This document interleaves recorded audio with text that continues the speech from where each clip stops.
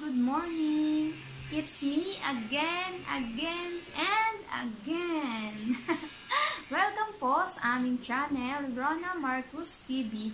And for today's video, ipapakilala ko po sa inyo ang brand ng isang dishwashing and Fabcon. At bago po yan, kailangan nakasubscribe muna kayo sa channel namin, like, comment, share, and don't forget to click the notification bell para updated kayo sa aming video. Okay? Bago natin simulan yan, gusto kong i-share ko sa inyo ang isang tip. Kung gusto nyo magbukas ng inyong business, dapat nyo pong isaalang-alang kung ito po ay daily needs natin. Needs. Hindi po once sa needs. Kasi sa panahon po ngayon, kailangan po tayong maging mawais. Kailangan wais po tayo, kaya dapat doon muna tayo sa needs, wag muna sa wants. At ang product po na to ay sinisigurado ko sa inyo na needs po natin to. Kaya ang pinapakilala ko po sa inyo ang Hans Fabcon and Dishwashing. Shout out po sa may-ari po nito, sa owner po nito, and gusto ko lang pong i-congratulate kasi good choice po ang inyong business po na ginawa. And gusto ko din po kayong i-congratulate sa inyong 1-year anniversary in business. Sana po mas lumago pa ang inyong business. Yay! And I'm happy and proud to say that I'm one of reseller of Hans and Dishwashing liquid. Ayun na nga po. Magkano po ba para maging reseller din ng Hans Dishwashing and Fabcon? Mura lang naman. Ako. Okay, sa halagang 390 pesos po. Okay, 390. Pwede na po kayo maging reseller ng Hans Fabcon and Dishwashing. Ayun po, 12 pieces na po. Meron na kayong Fabcon and dishwashing. Meron na po kayong 12 pieces. Nasa sa inyo na yung kung i-assorted nyo or kung lahat ay color green, which is calamansi, yellow, lemon, and ang pink ay Fabcon.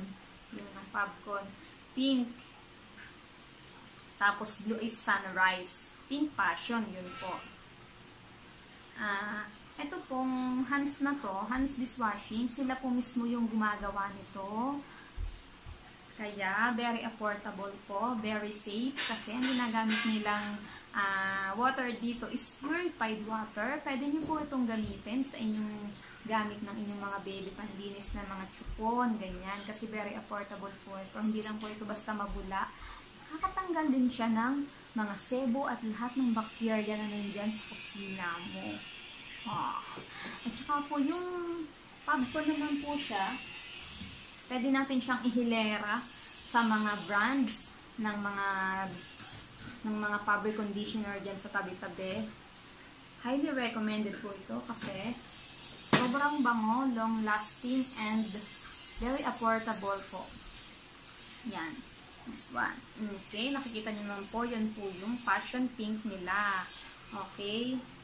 Kung gusto niyo po silang, yung ma-reach sa kanilang Facebook account, ang Facebook account po nila ay Hans Dishwashing and Fabcon. Yun.